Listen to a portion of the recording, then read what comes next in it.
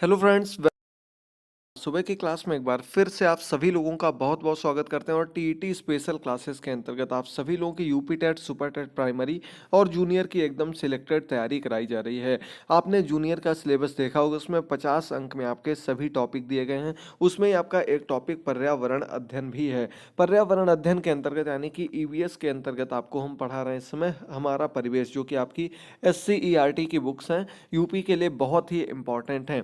इसके important question सभी chapters के सभी क्लासेस की जो भी बुक्स हैं, जो भी इंपॉर्टेंट क्वेश्चंस हैं, उन सभी को हमने कवर किया है। इसके पहले हम आपको 7 पार्ट दे चुके हैं। आज इसका 8वां पार्ट है, जो कि उच्च प्राथमिक के अंतर्गत आता है और इसका नाम है वन एवं वन्य जीव राष्ट्रीय उद्यान। यहाँ से आपके कम से कम 2 अंक बनेंगे और जितना आपको पढ़ा रहे हैं एकदम सिलेक्टेड टॉपिक हैं। पिछले 7 पार्ट जरूर देखेगा और इस पार्ट को भी अधिक से अधिक देखकर शेयर जरूर करिएगा। आपके एकदम इंपॉर्टेंट तैयारी प्राइमरी और जूनियर सुपर टेट की लगातार कराई जा रही है। चैनल को सब्सक्राइब करिएगा और सभी क्लासेस को जरूर देखेगा। चलिए बढ़ते हैं आज के पहले क्वेश्चन की ओर।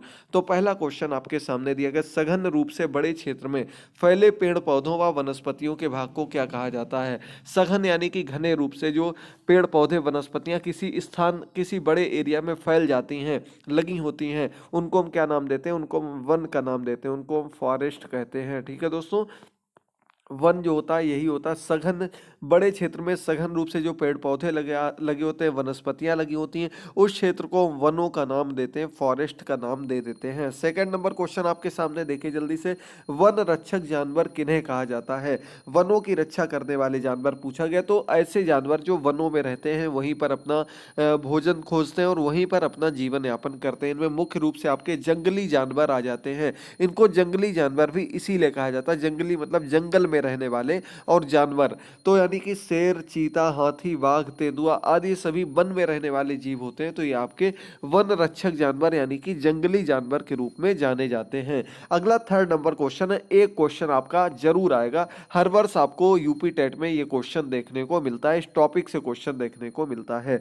तो ये आपका रेड डाटा बुक किसे कहा जाता है? संकटग्रस्त जीवों को प्रदर्शित करने वाली बुक, यानी कि जहां पर आपके जो भी ऐसे जीव जंतु जो संकट में हैं, जो कि एक प्रकार से विलुप्त हो चुके हैं, विलुप्त होने की कगार पर हैं, उनको इस श्रेणी में रखा जाता है। रेड डेटा बुक एक बुक तैयार की जाती है, उसमें इनको रखा जाता है।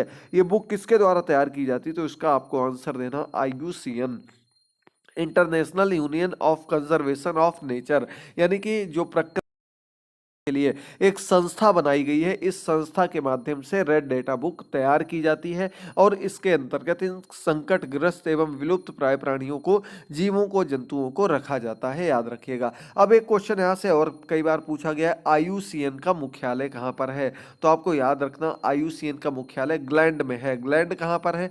तो ये आपका स्विट्जरलैंड में है। कहां पर है? स्विट्जरलैंड में है, याद रखिएगा। यहां से आपके क्वेश्चन बन सकते हैं। तो आपके सभी पॉइंट जितने भी इस पॉइंट से हो सकते थे उनको कवर कर दिया। उम्मीद करते हैं यहां तक आपको बिल्कुल याद हो गया होगा। अगला फोर्थ नंबर क्वेश्चन है, पशु पक्षियों की बिल्कुल प्रजातियों को किस श्रेणी में रखा जाता है? पशु पक्षियों की ऐसी प्रजातियां जो कि विलुप्त हो चुकी हैं लगभग, वो विलुप्त प्रजातियों की श्रेणी में रखे जाते हैं, यानी कि जो बिल्कुल भी अब उनके वापस आने की 1% भी उम्मीद नहीं है, बिल्कुल समाप्त हो चुकी हैं। इसमें आपके डायनासोर हो गए, मैमथ हो गए, ये अब बिल्कुल भी पृथ्वी से गायब हो चुके हैं। इसके अंदर एक और आता है डोडो पक्षी का, अन्य कई भी इस श्रेणी में अब जोड़े जा चुके हैं, जो कि लगभग समाप्ति की कगार पर या बिल्कुल समाप्त हो चुके हैं, विलुप्त हो चुके हैं, उनको इसमें रखा जाता है। और ये आपका इंपॉर्टेंट क्वेश्चन है जो कि पूछे जा सकते हैं, विलुप्त प्राय के अंतर्गत कौन सा जीव आता है? चलिए बढ़ते हैं क्वेश्चन नंबर 5 की ओर। तो 5 नंबर क्वेश्चन है, महत्वपूर्ण पौधों के नाम जो जड़ी बूटियों के रूप में प्रयुक्त होते हैं। यह भी इंपॉर्टेंट है, देखिएगा। नीम की पत्ती जो होती है, इसका प्रयोग किसमें करते हैं? रक्त शोधक के रूप में या त्वचा रोग की पत्तियों का प्रयोग करते हैं। खुजली वगैरह हो जाती, कोई एलर्जी हो जाती है, त्वचा रोग हो जाता है, तब प्रयोग किया जाता है। और रक्त शोधक के रूप में भी नीम की जाता है। अगला था सिनकोना, ये महत्वपूर्ण है बहुत जी जाता। सिनकोना की छाल होती है, आपने सुना होगा सिनकोना का नाम। इसकी छाल का प्रयोग मलेरिया की दवा बनाने के लिए किया जाता है। सिनकोना की छाल का प्रयोग किसमें करते हैं? मलेरिया की दवा बनाने के लिए किया जाता है। अगला क्वेश्चन आपके सामने है, जामुन जो होता है इसके बीजों का चूर्ण, इसका बीज को पीस कर चूर्ण जो बनाया जाता है उसका प्रयोग डायबिटीज में, मधुमेह में किया जाता है। मधुमेह के लिए वो एक लाभदायक दवाई बनाई जाती है। सभी आपकी पौधों से जड़ी बूटियों के रूप में बनाई गई दवाइयाँ होती हैं। इसका दाता इसबगोल बीज, इसबगोल की भूसी बनाई जाती है, उसके बीज की भूसी तैयार की जाती है, यानी कि उसे पीस के बुरादा टाइप का बनाया जाता है, उसकी भूसी तैयार की जाती है और ये आपके कब्ज में, पेचिश में लाभदायक होती है, आपके पेट संबंधी बीमारियों के लिए महत्वपूर्ण होती है। और इसके बाद आपका यूकेलिप्टस का तेल जो की दवा के लिए प्रयोग में लाया जाता है। यहां तक आपको क्लियर होगा, बहुत इंपॉर्टेंट क्वेश्चन है, एक अंक आपका इतने टॉपिक से जरूर बनेगा। जैसे जैसे आपको आगे क्लासेस मिलेंगी ऐसे ही और भी इंपॉर्टेंट चैप्टर्स और टॉपिक देखने को मिलेंगे और इसके पिछले टॉपिक भी जरूर देखेगा। अगला आपका मुलेठी, मुलेठी की जो जड़ होती है वो गले की खराश के लिए, खांसी जुकाम के लिए प्रयोग में लाई जाती है, याद रखिएगा। अगला आपका 6 नंबर क्वेश्चन बहुत ही महत्वपूर्ण है, वन्य जीव संरक्षण अधिनियम कब पारित हुआ? तो यहाँ पर आप लोगों को वन्य जीव संरक्षण अधिनियम और एक आपका है वन संरक्षण अधिनियम, ये दोनों ही याद कर लेने यहाँ से। आपका 1972 में आया था वन्य जीव संरक्षण अधिनियम। वन्य जीव संरक्षण अधिनियम क्या? वन्य जीव यानी कि वन में रहने वाले जीवों की सुरक्षा के लिए, उनके संरक्षण के लिए एक अधिनियम, एक एक्ट पारित किया गया और इसके अंतर्गत इन सभी चीजों को प्रतिबंधित कर दिया गया। जीव जंतुओं को मारना, वन्य जीवों को उनका शिकार करना और उनके किसी भी प्रकार से मांस या फिर खाल का निर्यात करना, ये सब कुछ बिल्कुल बंद कर दिया गया। तो इसके बाद बढ़ते हैं दोस्तों हम लोग 1980 पर। तो 1980 में क्या आया था? 1980 में आपका आया था वन संरक्षण अधिनियम। ये वनों की रखवाली के लिए वन संरक्षण अधिनियम बनाया गया था, याद कर लीजिएगा। यहाँ पर दोनों अलग अलग हैं, इसीलिए यहाँ पर अगला आधा क्वेश्चन छूट गया, इसलिए आपको बता रहे हैं। वन्य जीव संरक्षण आपका 1972 में है और 1980 में आपका वन संरक्षण अधिनियम है। एक छोटा सा पॉइंट बीच में याद जुड़ जाता है, इतने में ही आप लोग कंफ्यूज हो जाते हैं। इसका बाद इसमें संशोधन किया गया था 2003 में, तो कहीं कहीं आपको 2003 भी लिखा हुआ मिल सकता है वन्य जीव संरक्षण अधिनियम में। ये आपका 1980 करेक्ट आंसर माना जाएगा, वन संरक्षण, याद रखिएगा। अगला क्वेश्चन, कुछ महत्वपूर्ण आपके राष्ट्रीय उद्यान, वन्य जीव अभ्यारण्य और वे कहां पर स्थित है, इसके बारे में जानकारी। तो देखिएगा दोस्तों, पेरियार अभ्यारण्य आपका कहां पर है? इडुक्की यानी कि केरल में है। पेरियार नदी के किनारे है, इडुक्की जगह का नाम है और ये आपका केरल में है। प्रसिद्ध वन्य जीव अभ्यारण्य है, कई बार पूछा जा चुका है। इसके बाद आपका चंद्रप्रभा अभ्यारण्य, ये चंदौली में है, उत्तर प्रदेश में है। चंद्रप्रभा अभ्यारण्य या राष्ट्रीय उद्यान। अगला आपका आ जाता मानस अभ्यारण्य, ये असम में स्थित है। इंपॉर्टेंट क्वेश्चन है मानस। और एक आपका आ जाता है दूसरा है वो गेंडे के लिए, जो कई बार एग्जाम में पूछा जा चुका है। अगला आपका आ जाता है जलदापारा अभ्यारण्य, ये आपका पश्चिम बंगाल में है, जलदापारा अभ्यारण्य। अगला आपका है कान्हा अभ्यारण्य, ये आपका मध्य प्रदेश में। इंपॉर्टेंट क्वेश्चन है, कई बार पूछा जा चुका है कान्हा अभ्यारण्य। इसके बाद बांधवगढ़, बांदीपुर, ये दोनों बहुत ही ज्यादा इस वजह सिर्फ आपको रख दिए गए हैं। बांधवगढ़ जो है आपका, ये आपका कहां पर है? तो मध्य प्रदेश, एमपी में है, याद कर लेना आपको। इसके बाद बांदीपुर है, ये आपका कर्नाटक में है। बांधवगढ़ एमपी में है, मध्य प्रदेश में, और बांदीपुर जो है ये आपका कर्नाटक में है। पुर वाला कर्नाटक में है, गढ़ वाला आपका मध्य प्रदेश में। छोटा सा पॉइंट है, जरूर रट लीजिएगा, एक अंक आपको देकर जाएगा। अगला है आपका सलीम अली राष्ट्रीय उद्यान। सलीम अली राष्ट्रीय उद्यान जम्मू कश्मीर में है, सलीम अली के नाम पर है। ये एक बहुत बड़े पक्षी वैज्ञानिक के रूप में जाने जाते हैं, पक्षियों की रक्षा के रूप में इन्होंने कई कार्य किए थे। तो सलीम अली इनका नाम है, ये आपके जम्मू कश्मीर में इनके नाम पर स्थित राष्ट्रीय उद्यान है। इंपॉर्टेंट है, पूछा जा सकता है। अगला क्वेश्चन, केवला देव राष्ट्रीय उद्यान कौन सा, कहाँ पर है?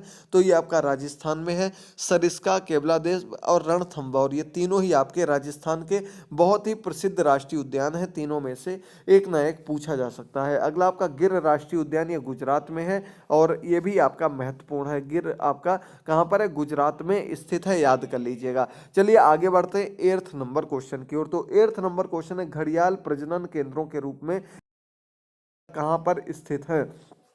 तो कुकरेल वन आपने नाम सुना होगा। घड़ियाल व मगरमच्छों के लिए एक बहुत ही प्रसिद्ध स्थान है लखनऊ में कुकरेल। वहाँ पर पर्यटक स्थल के रूप में भी उसको विकसित किया गया। ये आपका प्रजनन केंद्र है घड़ियालों के लिए और किसके लिए, मगरमच्छ के लिए। इसका कतरनिया घाट वन्यजीव विहार ये आपका बहराइच में है। ये भी घड़ियाल प्रजनन केंद्र के रूप में विकसित किया गया है। इसके बाद आपको बता दें दोस्तों, जो आपका घड़ियाल और मगरमच्छ के लिए एक परियोजना, नदी परियोजना चलाई गई थी। चंबल नदी पर स्थित है। इनकी कह सकते हैं हम लोग चंबल नदी पर इसे बनाया गया। और ये किसके लिए है, तो ये आपकी मुख्य रूप से संरक्षण देने के लिए है। आपके जो बाद आपकी मगरमच्छ है, इनको संरक्षण देने के लिए चंबल नदी में इस योजना को शुरू किया गया है, याद रखिएगा। अगला क्वेश्चन, कुकरेल वन जो लखनऊ में है कब स्थापित किया गया, तो दोस्तों कुकरेल लखनऊ में है। ये 1984-85 में स्थापित किया गया, याद रखिएगा कब किया गया, 1984-85 में इसको स्थापित किया गया कुकरेल वन जो कि लखनऊ में। अगला, प्रोजेक्ट एलिफेंट कब प्रारंभ किया गया, बहुत ही महत्वपूर्ण क्वेश्चन है, इंपॉर्टेंट है, एग्जाम में पूछा जा सकता है। तो एलिफेंट यानी कि हाथियों के संरक्षण को लेकर, इनकी संख्या जब घटती हुई देखी गई तो इनके संरक्षण को लेकर प्रोजेक्ट एलिफेंट एक अभियान शुरू किया गया, एक प्रोजेक्ट तैयार किया गया। और ये आपका 1992 में प्रोजेक्ट एलिफेंट शुरू किया गया था, याद रखिएगा। अगला आपका, एलिफेंट रिजर्व उत्तर प्रदेश में कहाँ निर्माणाधीन है, हाथियों के लिए एक अलग से रिजर्व तैयार किया जा रहा है उत्तर प्रदेश में। ये आपका बिजनौर और सहारनपुर में स्थित है। इसे निर्माणाधीन अभी है, अभी कार्य प्रगति पर है, कार्य चल रहा है। अगला आपका 12 नंबर क्वेश्चन है, उत्तर प्रदेश में किस स्थान पर बबर शेर प्रजनन केंद्र और लॉयन सफारी पार्क स्थापित किया जा रहा है, तो दोस्तों किया गया है, सॉरी कंप्लीट हो चुका है और ये पर्यटक केंद्र के रूप में भी स्थापित किया गया है इटावा के फिशर वन में। ये आपका बबर शेर प्रजनन केंद्र और लॉयन सफारी के रूप में इसे विकसित किया गया है। कहां पर है, इटावा में है, याद रखिएगा। आगे बढ़ते हैं 13 नंबर क्वेश्चन पर, भारत का पहला नाइट सफारी पार्क कहां पर निर्माणाधीन है, तो काफी समय से काफी इसको लेकर चर्चा भी रही है और काफी समय पहले से इसे विकसित किया जा रहा है, हालांकि कार्य अभी कंप्लीट नहीं है। तो ये नाइट सफारी पार्क जो है ग्रेटर नोएडा उत्तर प्रदेश में ही विकसित किया जा रहा है, जो कि नाइट सफारी के रूप में रात्रि में आपके बबर इसको विकसित किया जा रहा है। अगला आपका 14 नंबर क्वेश्चन है, राष्ट्रीय चंबल वन्यजीव योजना कौन कौन से राज्यों की संयुक्त योजना, देखिए आ गया आपका चंबल वन्यजीव योजना। ये इनके संरक्षण के लिए बनाई गई योजना है और ये चंबल नदी आपकी कहाँ कहाँ से आती है, हमने आपको पहले भी बताया था, राजस्थान से, मध्य प्रदेश और उत्तर प्रदेश, यानी कि तीनों राज्यों की संयुक्त योजना के रूप में जानी जाती है। तीनों राज्यों से होकर गुजरती है आपकी चंबल नदी। तो ये आपके तीनों ही राज्यों की योजना है, संयुक्त योजना, राष्ट्रीय चंबल वन्यजीव योजना, याद रखिएगा। 3 राज्य हैं, उत्तर प्रदेश, मध्य प्रदेश और राजस्थान, तीनों ही इस परियोजना के अंतर्गत आ जाते हैं। अगला क्वेश्चन नंबर 15 आपके सामने है, संरक्षित वन क्षेत्रों के निकट के क्षेत्रों में वन उपज के विकास प्रोग्राम को क्या कहा गया है, तो दोस्तों इसे इको डेवलपमेंट प्रोग्राम के रूप में जाना जाता है। जो संरक्षित वन क्षेत्र है, यानी कि जो वन के रूप में क्षेत्रों को संरक्षित कर दिया गया है, उनके आसपास का जितना भी एरिया जो वन उपज के लिए तैयार किया गया, वनों के लिए बना बढ़ाया जा रहा है, वो आपका इको डेवलपमेंट प्रोग्राम के अंतर्गत आ जाता है। इको का मतलब ही होता है आपका जो कह सकते हैं हम लोग वन संरक्षण के लिए, जो आपकी इन्वायरमेंट के लिए अलग से स्थान को प्रेषित कर रखा, बचा कर रखा गया है। अगला आपका 16 नंबर क्वेश्चन है, ऑपरेशन ग्रीन योजना किससे संबंधित है तथा कब प्रारंभ की गई। ऑपरेशन ग्रीन योजना आपने नाम सुना होगा इसके पहले, तो आप लोग जरूर आंसर दे पाएंगे। अब ऑपरेशन ग्रीन जब नाम आ गया तो आप लोगों को खुद दिमाग में आना चाहिए, ग्रीन किसके लिए, ग्रीनरी यानी कि वनों के लिए, वनस्पतियों के लिए, पेड़ पौधों के रखरखाव, उनके बचाव, उनके विकास के लिए योजना जो चलाई गई। हरित क्षेत्र का विकास